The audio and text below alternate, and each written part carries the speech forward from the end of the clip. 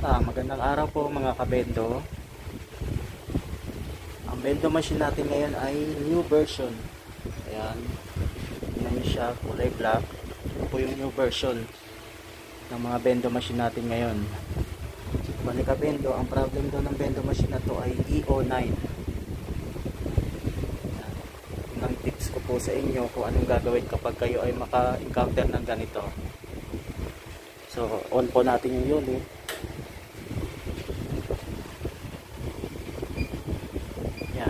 E09.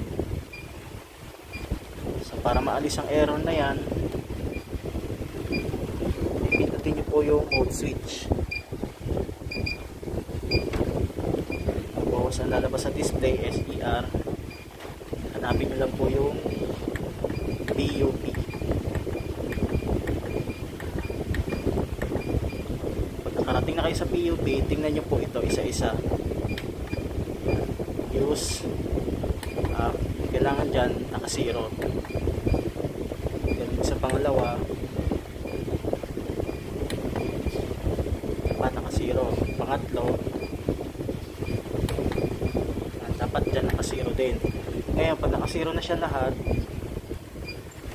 saka nyo ulit pipindutin yung mode switch. Yan, check yung display na wala na yung tunog ng error nya, wala na rin po sa display. So tuloy-tuloy nyo na po siyang magagamit yung bendo machine nyo.